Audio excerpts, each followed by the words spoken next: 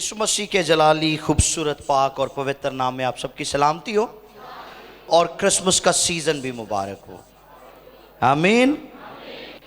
अपनी रहनुमाई के लिए कलामे खुदा में से देखेंगे मुकद्दस लूका की मार्फत लिखी गई इंजील, उसका पहला बाब है और उसकी आयत नंबर 30 से लेकर 35 तक हम कलामे खुदा में से पढ़ेंगे, सुनेंगे, समझेंगे और सीखेंगे। The gospel of Luke chapter 1 versus 30 through 35। लूका की इंजील पहला बाब उसकी 30वीं आयत से लेकर 35वीं आयत मुकद्दसा तक। मुकद्दस कलाम में लिखा है, जी। फरिश्ते ने उससे कहा, ए मरियम, खौफ ना कर, क्योंकि खुदा की तरफ से तुझ पर फजल हुआ है। और देख, तू हामिला होगी और तेरे बेटा होगा, उसका नाम यस्सु रखना। वो बुजुर्ग होगा और खुदा ताला का बेटा कहलाएगा, और खुदावंद खुदा उसके बाप दाऊद का तख्त उसे देगा, और वो यकूब के घराने पर अब तक बादशाही करेगा, और उसकी बादशाही का आखिर ना होगा। मरियम ने फरिश्ते से कहा, ये क्यों कर होगा जब मैं मर्द को नहीं जानती? और फरिश्ते ने जवाब में उससे कहा कि रूह कुद्दस तुझ पर नाजिल होगा और खुदा ताला की कुदरत तुझ पर साया कर डालेगी, और इस सबब से मौलूद मुक़द्दस खुदा का बेटा कहलाएगा। और कलाम खुदा के पढ़े और सुने जाने पर खुदा की बरकत हो। आमीन। आमीन। ये खूबसूरत पैसेज ख़ास तौर पर जैसे ही क्रिसमस सीज़न शुरू होता है तो इस पर बहुत ज़्यादा हमें कलाम सुनने को मिलता है, और कलाम हमेशा ही नया रहता है। इसको जब भी सुने ये नया ही लगता है और ताजगी मिलती है। आज हम एक बड़ी ख़ास बात को सीखने जा रहे हैं कि बिल आखिर क्रिसमस हमें किसकी वसातत से मिला है, कौन है जिसने हमें क्रिसमस दिया है। ठीक, क्रिसमस तो हम सेलिब्रेट करते हैं और हम ये भी जानते हैं कि क्रिसमस यीशु मसीह की पैदाइश के मौका पर हम मनाते हैं, लेकिन वो है कौन जिसने हमें क्रिसमस दिया है, आज हम उसके बारे में भी सीखने जा रहे हैं। 30वीं आयत में लिखा है, फरिश्ते ने उससे कहा है, मरियम खौफ न कर, क्योंकि खुदा की तरफ से तुझ पर फजल हुआ है। जब फरिश्ता मुकद्दसा मरियम के पास आया तो वो डर गई, खौफजदा हो गई। और ये बात इंसानी जिबिल्लत का हिस्सा है कि जब कुछ स्ट्रेंज होता है हमारे साथ, इवन अगर आप एक कमरे के अंदर मौजूद हैं और लाइट बंद है, अचानक से लाइट ऑन होगी तो आप हैरान हो जाएंगे कि ये क्या हुआ है ना। तो ये इंसानी जिबिल्लत का हिस्सा है। अब जिब्राइल फरिश्ता जब मरियम के पास आया है तो मरियम का भी हैरान होना कोई अजीब बात नहीं है, क्योंकि इंसानी फितरत थी उसके अंदर। अब जो पैगाम उसको मिल रहा है वो पैगाम उसके लिए चैलेंजिंग था। फरिश्ते का उसके पास आना, फरिश्ते से खौफजदा हो जाना, हैरान हो जाना, ताज्जुब करना, ये मैंने आपको बताया इंसानी फितरत का हिस्सा है। लेकिन इसके बाद के होने वाली बात जो थी वो नहायत ही हिला देने वाली थी। उसने आकर पैगाम दिया मुकद्दसा मरियम को, और उस पैगाम को सुनकर खुदा की बंदी कहती है, मैं कंवारी हूं, मैं किसी मर्द से वाकिफ नहीं हूं। अब अगर वो कंवारी थी, मर्द से वाकिफ ना थी, तो फिर उससे बेटे का पैदा होना, औलाद का पैदा होना, ये एक नामुमकिन बात थी। और यही उसके लिए एक चैलेंज था, बड़ा चैलेंज था। क्योंकि फितरी तौर पर ऐसा होना नामुमकिन है, ऐसा हो नहीं सकता। और इसका सबूत हमें मत्ती की इंजील पहले बाब की 18वीं आयत में भी मिलता है। पैशन ट्रांसलेशन है इंग्लिश की, उसमें लिखा है Mary had promised to be Joseph's wife, यानी उसकी मंगनी यूसुफ के साथ हुई थी, जिसको आप कहते हैं पंजाबी च कहा जाता रोका होया सी। ठीक, हाथ मांग लिया था उसने मरियम का। She had promised to be Joseph's wife, लेकिन अभी कलाम के मुताबिक वो इकट्ठे नहीं हुए थे। तो इससे पहले कि वो यूसुफ की मनकूहा होती, फरिश्ता आ मौजूद हुआ और उसने आकर यह पैगाम मुकद्दसा मरियम को दिया है कि तेरे यहां बेटा होगा। अब वो कहती है मैं किसी मर्द से वाकिफ, मैं कुंवारी हूं, ऐसा नामुमकिन है। लेकिन फरिश्ता उसको कहता है कि जो तेरे लिए नामुमकिन है उसको मुमकिन करने वाला खुदा पाक रूह मौजूद है। ठीक, सो रूहुल कुद्स, जो बात मैं शुरू में कह रहा था कि रूहुल कुद्स हमें क्रिसमस देने वाला है। आमीन। और रूहुल कुद्स की ही वजह से हम क्रिसमस मनाते हैं। उसने कहा रूहुल कुद्स तुम पर नाजिल होगा, और आज का जो हमारा उन्वान है वो है रूहुल कुद्स का नज़ूल और इलाही कुदरत का साया। रूहुल कुद्स तुम पर नाजिल होगा और खुदा ताला की कुदरत तुम पर साया करेगी। अब आंसर सुने मरियम का। मुकद्दसा कहती है मैं खुदा की बंदी हूं। मैं क्या हूं? मैं खुदा की बंदी हूं और मेरे लिए तेरे कॉल के मुआफिक हो। ना सिर्फ वो खुद को ज़ाते इलाही के ताबे करती है, बल्कि मुआशरती चैलेंज को भी गले लगाने के लिए तैयार हो गई है। मुकद्दसा मरियम ने टाइम नहीं लिया वहां पर कि आप मुझे सोचने का मौका दें। ठीक, पता है जब हम बतौर पेरेंट्स अपने बच्चों की शादी करते हैं ना, तो हम बच्चों की राय लेते हैं कि बेटा आपका क्या ख्याल है, हम सोच रहे हैं कि आपकी शादी कर दी जाए। तो बच्चे समटाइम्स माँ बाप को कहते हैं हमें कुछ वक्त दें। ठीक, अभी मैं पढ़ाई कर रहा हूं, अभी मैं बिजनेस को इस्टेब्लिश करना चाहता हूं, अभी अपने पैरों पर खड़ा होना चाहता हूं। सो बहुत सारी बातें हैं ना, टाइम मांगते हैं। लेकिन यहां पर सूरत हाल जरा चेक करें। एक अजनबी पैगाम के साथ एक कंवारी के पास आता है और उसको वो पैगाम देता है, और उस पैगाम को सुनने के बाद वो कहती है मैं खुदा की और मेरे लिए तेरे कॉल के मुआफिक हो। क्या मरियम ने सोचा भी ना था कि यूसुफ का क्या बनेगा? यूसुफ क्या सोचेगा? यूसुफ ने तो बहुत कुछ सोच लिया हुआ था। मत्ती की इंजील को पढ़े पहले बाब में, उसने तो बहुत कुछ सोच लिया था। कलाम में लिखा वो तो उसको चुपके से छोड़ देना चाहता था। ठीक, लेकिन मरियम का रिस्पॉन्स चेक करें। उसने सारे चैलेंजेस को फेस करना था, मुआशरे की तरफ से भी, पेरेंट्स की तरफ से भी, और इन लॉज की तरफ से भी, ससुराल की तरफ से भी। ठीक, रुसवाई और जिल्लत और मुमकिना तौर पर संगजनी भी इसमें शामिल थी कि उसको संसार कर दिया जाता, क्योंकि यह रवायत थी। अब इस मुकालमे के अंदर जब मुकद्दसा मरियम कहती है कि मैं खुदा की बंदी हूं, तो यहां पर उसके किरदार और ईमान की खूबसूरती भी जाहिर हुई है। ठीक, मरियम का किरदार और उसका ईमान खूबसूरती के साथ उभर कर सामने आया है। और फिर लिखा है तुम पर फजल हुआ है, खुदा की तरफ से तुझ पर फजल हुआ है। और फजल के लिए जो यूनानी जुबान का लफ्ज है वो आप नोट कर लें, वो है खैरिस। और खैरिस का मतलब है सबकत ले जाना, बाजी ले जाना, बहुतात बढ़ जाना।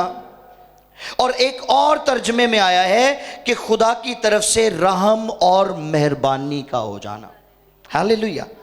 सो मरियम पर खुदा की तरफ से रहम और मेहरबानी हुई, और इसी मेहरबानी और तरस और रहम की वजह से बनी इस्राएल में से उसका चुनाव हुआ था। बनी इस्राएल में तो और भी बड़ी खूबसूरत लड़कियां थी, ठीक, लेकिन मरियम के किरदार की ब्यूटी ये थी कि वो दो फिक्रे बोले हैं मरियम ने। कहती मैं खुदा की बंदी हूं, नंबर एक, नंबर दो मेरे लिए तेरे कॉल के मुआफिक हो। She belongs to the lord and she is willing to receive from the lord. वो खुदा की बंदी भी है, वो गुनाह से दूर रहती है, वो खुदा के खौफ में रहती है, ठीक। और दूसरी बात यह है कि वो खुदा की मर्जी को ले लेने के लिए हर दम तैयार रहती है। और ये ब्यूटी कलीसिया के अंदर होना बहुत जरूरी है। कलीसिया को सिर्फ सजदे ही नहीं करने हैं, बल्कि कलीसिया को मुकाशफे भी लेने हैं, और उन मुकाशफों की फरमाबरदारी भी करना बहुत जरूरी है, ठीक। और आज अपनी बेटियों और बहनों को भी मैं ये नसीहत करना चाहता हूं कि अगर आप खुदा की निगाह में मकबूल होना चाहती हैं, अगर आप चाहती हैं कि आप दुनिया और खुदा की नज़र में ख़ास हो जाएं, आप पर फजल हो, आप मस्सा के नीचे रहें, आपके किरदार की तारीफ़ की जाए, तो खुदा के साथ दिल लगा लें। हालेलुया। और अगर आप खुदा के साथ दिल लगाएं और उसके कलाम को कबूल करना शुरू करें, तो मैं ये बात दावे के साथ कहता हूं कि इमसाल की किताब के आखिरी बाब में जितनी खूबियां लिखी हुई हैं, वो सारी की सारी आपकी ज़िंदगी में रिफ्लेक्ट होना शुरू हो जाएंगी। हालेलुया। सो ये फजल हुआ था मरियम पर। वो कहती मैं खुदा की बंदी हूं, and she was willing to receive what God was going to do. वो विलिंग थी। पिछले दिनों मैंने एक भेद को सीखा। मैं अक्सर प्रीच किया करता था कि जिस दिन कलीसिया उठाई जाएगी उस दिन रूहुल कुद्स भी उठा लिया जाएगा। लेकिन चंद दिन पहले खुदा ने इस भेद को मुझ पर आश्कार किया, इसको खोला कि बिल आखिर रूहुल कुद्स कलीसिया के साथ क्यों उठा लिया जाएगा। पहली आमद की बात कर रहा हूं, जिसमें यीशु जाहिर नहीं होंगे, लेकिन पोशीदगी में कलीसिया को साथ ले जाएंगे। रूहुल कुद्स साथ क्यों जाएगा?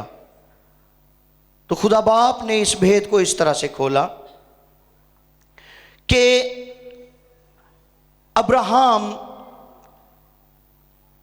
मर्द खुदा जो खुदा पर ईमान रखता था, उसने अपने खादिम को अपने रिश्तेदारों के यहाँ भेजा और उसने कहा वहाँ से तू मेरे बेटे के लिए बीवी लेकर आ। और वो ईमान से भरा हुआ गया है। और जब उसने रिबका को देखा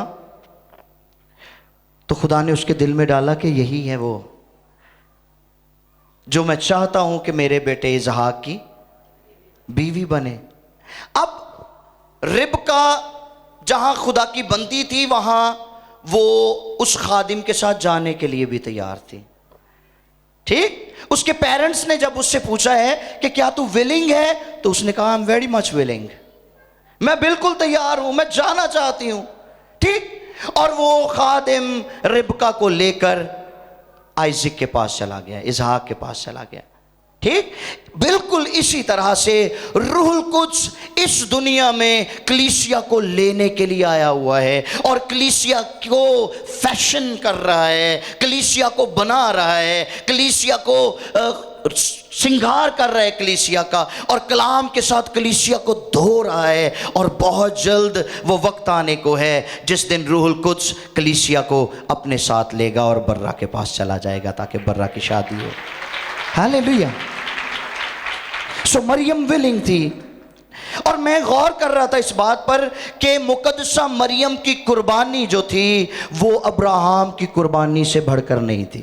बड़ा चैलेंज था अब्राहम के लिए अपने बेटे को कुर्बान कर देना, वो बेटा जिसका खुदा ने वादा किया और फिर उसको वापस लेने के लिए अब्राहम को कह दिया। बड़ा मुश्किल था। क्या जवाब देता अब्राहम अपनी बीवी को? किस तरह से फेस करता अपने घर के लोगों को, है ना। लेकिन उसने खुदा की बात को फर्स्ट किया है, उसने खुदा की बात को हमेशा पहली तरजीह दी है, पहला दर्जा दिया है, और उसका नतीजा ये निकला कि खुदा ने उसको ईमानदारों का बाप ठहराया उसके इस अमल के बायस। ठीक। और मुकद्दसा मरियम को कहा गया है कि दुनिया जब तक रहेगी तू मुबारक रहेगी। क्यों? क्योंकि तूने भी एक बड़ी कुर्बानी दी है, सारे चैलेंजेस को तूने फेस किया है, लेकिन खुदा के कलाम, खुदा की बात को तूने रद्द नहीं किया। अब मुकद्दसा मरियम पर रूहुल कुद्स की जुम्बिश हुई तो उसके वसीला से कलाम मुजस्सम हुआ, जिंदगी जारी हुई। और यहां पर खास बात यह है कि जब भी जहां भी रूहुल कुद्स जुम्बिश करता है वहां जिंदगी जारी होती है। ठीक। पैदाइश की किताब पहला बाब और उसकी दूसरी आयत को आप पढ़ें तो पानी की सतह पर रूहुल कुद्स जब आया तो इसी पहले बाब की 9वीं आयत में लिखा है पानी के अंदर जिंदगी जारी हो गई। ठीक। फिर पैदाइश की किताब दूसरे बाब की 10वीं आयत में रूहुल कुद्स आदम के ऊपर आ ठहरा तो लिखा है आदम जीती जान हो गया। ठीक। खुदा ने उसके नतनों में अपना दम फूंका, जुई इसको यूनानी जुबान में कहते हैं, और उसके बाइस आदम जीती जान हुआ। सो आज वो लोग जो खुद को खुदाप्रस्त कहते हैं, जो ईमानदार होने का दावा करते हैं, जो रास्तबाज होने का दावा करते हैं, वो रूहुल कुद्स के बगैर जिंदगी का दावा कर ही नहीं सकते, क्योंकि रूहुल कुद्स के बगैर रूहानी जिंदगी का वजूद बेमानी है। रूहुल कुद्स के बगैर समझ लें कि वो कलीसियाएं जो रूहुल कुद्स के बगैर हैं वो स्ट्रगलिंग कलीसियाएं हैं, वो स्ट्रगल कर रहे हैं। और रूहुल कुद्स ना सिर्फ हमें रूहानी तौर पर आगे बढ़ाता है, बल्कि रूहुल कुद्स के तुफैल हमें फल भी लगता है, मोहब्बत का फल, हिल्म का फल, मेहरबानी का फल, रास्तबाजी का फल। ठीक। सो इसलिए रूहुल कुद्स का हमारी जिंदगियों में होना नहायत जरूरी है। लूका पहले बाब की 32वीं आयत में फरिश्ते ने मुकद्दसा मरियम को यीशु मसीह की पहली सिफ्त बताई। पढ़िए जरा पहला बाब और उसकी 32वीं आयत। वो बुजुर्ग होगा, सुनिए लिखा है वो बुजुर्ग होगा और हम खुदा बुजुर्ग, ताला का बेटा कहलाएगा। थैंक यू, खुदा ताला का बेटा कहलाए। हम बुजुर्ग किसको कहते हैं? जिसके बाद हमारे मुआशरे में हम बुजुर्ग किसको कहते हैं? जिदे वाल वो तो मेरे भी सफेद ने। हम कहते हैं जिसकी उम्र ज्यादा हो वो बुजुर्ग होता है, यानी बुढ़ा शख्स, बूढ़ा आदमी बुजुर्ग होता है। और हमारा ये तसव्वुर नहायत गलत है। ठीक। बाइबल मुकद्दस ने जो बुजुर्ग की डेफिनेशन की है वो हमारी डेफिनेशन से बहुत डिफरेंट है। हम कहते हैं बूढ़ा आदमी बुजुर्ग होता है, बाइबल मुकद्दस कहती है हिकमत से मामूर बुजुर्ग होता है। ठीक। इंग्लिश में जो लफ्ज इस्तेमाल हुआ है यीशु मसीह के लिए, फरिश्ते ने कहा ही शैल बी ग्रेट, वो बुजुर्ग होगा, वो अजीम होगा। और इसके लिए जो यूनानी जुबान का लफ्ज है वो है मेगास। ठीक। जिसका मतलब है सेंसिबल अपीयरेंस, यानी हिकमत से मामूर, दानिश से मामूर। लूका दूसरे बाब की 24वीं आयत में लिखा है वो लड़का बढ़ता और कुव्वत पाता और हिकमत से मामूर होता चला गया। लूका ही के दूसरे बाब की जब 47वीं आयत को आप पढ़ते हैं तो यहां वहां पर लिखा हुआ है यीशु जब हैकल के अंदर बैठा हुआ वहां पर जितने आलिम थे उनके साथ गुफ्तगू कर रहा था तो वो समझ रहे थे कि ये बच्चा जो बातें कहता है वो आम लोग नहीं कर सकते, ये हिकमत से मामूर है, ये दानिशमंद है। और फिर ये बुजुर्गी यीशु को शुरू से ही मिली और खानदान में, फैमिली के अंदर ये दूसरा बच्चा था जिसके साथ बुजुर्गी का वादा किया गया है। अब पहला बच्चा कौन सा था? इसी लूका की इंजील के पहले बाब की 13वीं आयत से 15वीं आयत तक पढ़ें तो वहां पर आपको मिलेगा कि यूहन्ना भी बुजुर्ग ठहरा। पढ़िए भाई। मगर फरिश्ते ने उससे कहा ए ज़करिया खौफ ना कर, क्योंकि तेरी दुआ सुन ली गई है और तेरे लिए तेरी बीवी एलिशबा के बेटा होगा। तू उसका नाम यूहन्ना रखना और तुझे खुशियों खुर्मी होगी और बहुत से लोग उसकी पैदाइश के सबब से खुश होंगे क्योंकि वो खुदा के हुजूर में, सुन लीजिए, वो खुदा के हुजूर में बुजुर्ग होगा। यूहन्ना भी हिकमत से मामूर होगा और उसके बाद मरियम को कहा गया कि तेरा बेटा भी बुजुर्ग होगा। हालेलुया। अब इन दोनों हस्तियों को बुजुर्गी बख्शने वाली जात कौन सी है? खुदा पाक रूह। हालेलुया। रूहुल कुद्स हिकमत देता है और रूहुल कुद्स के बगैर हिकमत आ नहीं सकती। अगर कोई शख्स दाना होना चाहता है तो उसको रूहुल कुद्स की जरूरत है। आमीन। उसको रूहुल कुद्स की जरूरत है। फरिश्ते ने कहा रूहुल कुद्स तुझ पर और खुदा की कुदरत तुझ पर साया करेगी। अब सुनिए, ये बड़ी खास बात है। फरिश्ते ने जिस कुदरत के साया करने की बात की है, खुदा की कुदरत तुझ पर साया करेगी, उस कुदरत के लिए जो यूनानी जुबान का लफ्ज इस्तेमाल हुआ है वो है डोनामिस। क्या? डोनामिस, जिससे इंग्लिश का लफ्ज ड्राइव किया गया है डायनामाइट। और पता है डायनामाइट क्या चीज होती है? जो बच्चे पढ़े लिखे हैं या साइंस पढ़ते हैं उनको जरूर पता होगा। डायनामाइट पहाड़ों को रेजा करने के लिए इस्तेमाल किया जाता है। जब किसी पहाड़ को मस्मार करना होता है, तोड़ना या तबाह करना होता है, तो उसके अंदर डायनामाइट रखा जाता है और डायनामाइट इतना कवि होता है कि वो पहाड़ को तोड़कर रेजा कर देता है। ठीक। सो रूहुल कुद्स की कुदरत लिखा है तुझ पर साया करेगी, डोनामिस, रूहुल कुद्स की कुदरत। और ये रूहुल कुद्स की कुदरत वही कुदरत है जिसने मुकद्दसा मरियम के जरिए एलिशबा को छुआ और वो रूहुल कुद्स से मामूर हो गई और बच्चा भी उसके पेट में रूहुल कुद्स से भर कर उछल पड़ा। हालेलुया। इस कुदरत के बायस फिर ये वही डोनामिस कुदरत है जिसके जरिए यीशु मौजज़े भी दिखाता था। पढ़ लीजिए इमाल की किताब उसका 10वां बाब और उसकी 38वीं आयत। डोनामिस ये कोई आम कुव्वत नहीं है। कुव्वत के लिए बहुत सारे अल्फाज इस्तेमाल होते हैं, लेकिन there is the specific word. यूनानी का एक खास लफ्ज यहां पर इस्तेमाल हुआ है। इसी कुदरत के बायस यीशु पैदा हुआ है और इसी कुदरत के बायस यीशु मौजज़े करता था। इमाल 10वां बाब 38वीं आयत भाई पढ़िए। कि खुदा ने यीशु नासरी को रूहुल कुद्स और कुदरत से डायनामिस के साथ किस तरह मसा किया, वो भलाई करता और उन सब को जो इब्लीस के हाथ से जुल्म उठाते थे शिफा देता फिरा। यीशु के अंदर डायनामिस कुव्वत काम करती थी जिसके बायस यीशु मौजज़े करता था।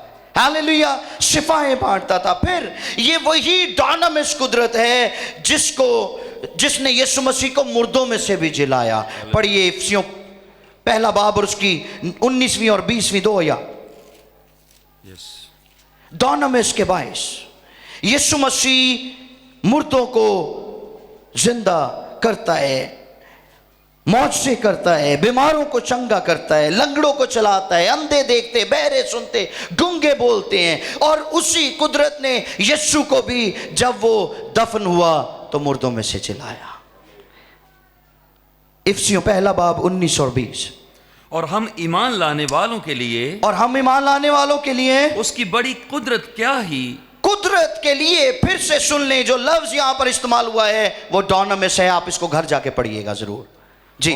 और हम ईमान लाने वालों के लिए, और हम ईमान लाने वालों के लिए उसकी कुदरत क्या ही बेहद है, उसकी कुदरत क्या ही बेहद है उसकी कुदरत जी, उसकी बड़ी कुव्वत की तासीर के मुआफिक जो उसने मसीह में की, जब उसे मुर्दों में से जिलाया, जब उसे मुर्दों में से जिलाया गया, अपनी दाहिनी तरफ आसमानी मकामों पर बिठाया। Thank you so much.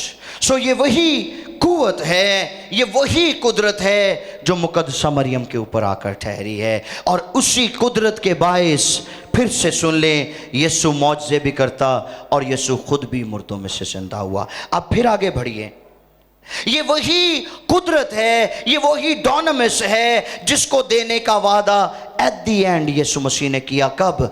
इससे पहले कि यीशु साऊद फरमाते, शागिर्दों से कहा, माल की किताब पहला बाब और उसकी 8वीं आयत, जब तक आलमे बाला पर से तुम्हें कुव्वत का लिबास ना मिले यरूशलेम में ठहरे रहो। और यहां पर भी कुव्वत के लिए जो लफ्ज इस्तेमाल हुआ है वो डॉनमिस है,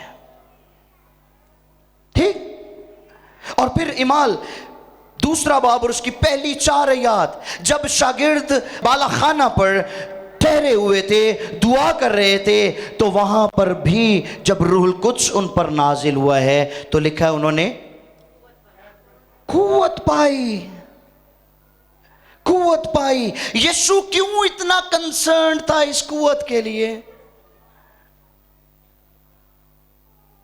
क्यों यीशु इस कुव्वत को ट्रांसफर करना चाहता था? शाबाश मेरी बहन, ताकि सब कुव्वत से भर जाए, कोई भी रूहुल कुद्स की कुदरत से खाली ना रह जाए। क्योंकि रूहुल कुद्स वो है जो इब्तिदा से खुदा के साथ साथ है। रूहुल कुद्स वो है जिसकी जुम्बश से बंजर जमीन सरसब्ज़ व शादाब हो जाती है। रूहुल कुद्स वो है जिसके बगैर हमारी रूहानी जिंदगी मुमकिन नहीं है। यीशु जानते थे कि ये डर जाते हैं, ये खौफ ज़दा हो जाते हैं, वक्त आने पर मेरा इनकार भी कर देते हैं, और जब बेदिल हो जाते हैं तो भागकर अपनी दोबारा से मछलियां पकड़ने वाले काम पर भी चले जाते हैं। तो इनको इन सारी बातों से निकालने का एक ही हल है कि इन्हें कुव्वत दे दी जाए। जो कुव्वत मेरे अंदर काम करती है उसको मैं ट्रांसफ़र कर दूं इनके अंदर, ताकि दुनिया में ये दलेरी के साथ इंजील की मुनादी कर सके, हालेलुया, दलेरी के साथ गवाही दे सके। सो हमें इस बात को समझने की ज़रूरत है कि यीशु मसीह ने अपनी ज़मीनी खिदमत रूहुल कुद्स के बगैर नहीं की। और आज हमें भी इस बात को सीख लेना है कि हम अपनी रूहानी ज़िंदगी और ख़िदमत का तसव्वुर रूहुल कुद्स के बगैर नहीं कर सकते। और अगर कोई शख्स रूहुल कुद्स के बगैर खिदमत कर रहा है, रूहुल कुद्स के बगैर ज़िंदगी गुजार रहा है, तो वो स्ट्रगल कर रहा है। मेरे बहन भाइयों, स्ट्रगल से बाहर निकलें और फ़तहमंद ज़िंदगी गुजारें। और फ़तहमंद ज़िंदगी रूहुल कुद्स के बगैर मुमकिन हो नहीं सकती। आमीन। आज ज़िंदगियाँ बेफल, बेकुव्वत, रूहानी तौर पर बेकैफ और खोखली इसलिए हो चुकी हैं कि हम रूहुल कुद्स के नज़ूल, उसकी कुदरत और उसकी जुम्बिश के लिए लापरवाही का मुजाहरा कर रहे हैं। साला साल गुजर जाते हैं, हमें तौबा किए हुए, पानी का बपतिस्मा लिए हुए, हम जैसे होते हैं वैसे के वैसे ही रहते हैं। या बहुत दफ़ा हम बरगश्तगी की हालत में चले जाते हैं। क्यों? इसलिए कि हमें कभी भी रूहुल कुद्स का एक्सपीरियंस होता नहीं है। सो बहुत ज़रूरी है कि हम रूहुल कुद्स को अपनी ज़िंदगी में हमेशा हमेशा के लिए लें, ताकि हमारा क्रिसमस और ईद क़यामतुल मसीह, मैंने आपको बताया है कि मसीह जी उठा तो उसमें भी रूहुल कुद्स कार फरमा था। सो हमारा क्रिसमस, ईद क़यामतुल मसीह और हमारा हर एक दिन रूहुल कुद्स के वसीला से पुररौनक होता है। आमीन। इसलिए हमें कदर करनी है। आइए सरों को झुकाएं। आंखों को बंद करें।